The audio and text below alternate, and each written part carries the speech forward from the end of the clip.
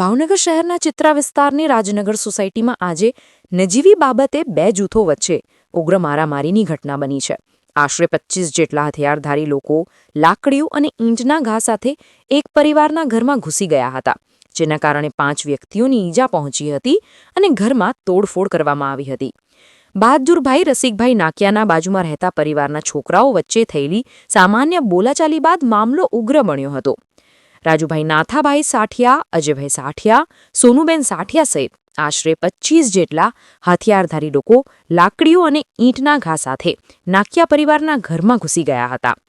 આ હુમલામાં સુરેશભાઈ, બહાદુરભાઈ, યોગેશભાઈ, આશાબેન અને લાલુભાઈ નાકિયાની ઈજાઓ પહોંચી હતી.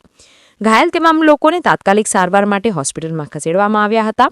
બનાવના પગલે પોલીસને જાણ કરવામાં આવતા પોલીસે આ મામલે કાર્યવાહી હાથ ધરી છે. મારું નામ નાક્યા દ્રષ્ટિ સુરેશભાઈ છે. અમે Chitra Rajnagar society plot number 39માં રહીએ છીએ. બે ભાઈઓ બાંધતા હતા. સામેવાળાને શું થયું તો આવીને ઈ બાંધવા મળ્યા, ગાળું દેવા મળ્યા, સમજાયા તો પછી પાણાના ઘા કરી ગયા, હોટીએ મારી ગયા. પછી એમ કીધું કે સમાધાન કરી. પોલીસને પહેલાં બોલાયા તો કે પોલીસની સામે એમ કીધું સમાધાન કરી. તો અમને એમ થયું કે બહુ લાંબી લપ નથી કરવી, તો અમે સમાધાન કરવાની વાત કરી. 2 મિનિટ બેઠા, સમાધાન કરવાની વાત કરીને જેવા ગયા અને અમે બેઠા હતા ત્યાં આવીને ઈટડા, પાણા, પથ્થર બધું મારી ગયા. અને હું મારા ભાભી અંદર હતા. મારા ભાભી પ્રેગ્નેન્ટ છે અને હું હતી અંદર રૂમમાં. તો અમને બેને 2 છોકરા આવીને ધક્કો મારી ગયા અને અમારે છેડખાની કરતા હતા. અને મારા દાદાને અને મારા પપ્પા સુરેશભાઈ નાકિયાને માથું વગાડી દીધું.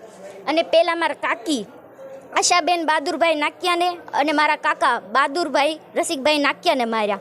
અને બીજા અમારા છોકરા હતા એ બધાને ઘા કરવા મળ્યા અને મારવા મળ્યા, ધક્કો માર્યા અને પાવડા લઈને પાવડાને ધાર્યું. અને મને ખબર છે કોણ વ્યક્તિ હતા મારવામાં. અમારી પાસે વિડીયો છે એનો.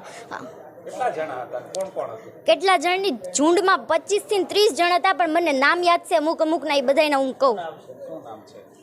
એક મેહુલભાઈ સાટિયા રાજુભાઈ, પછી એક અજયભાઈ, પછી ચોસલા ગોપાલભાઈ, ચોસલા પરેશભાઈ અને કિશનભાઈ ચોસલા અને એના ભાઈબંધ જે હતા એ નામ નથી આવડે, રવિ આલગોતર.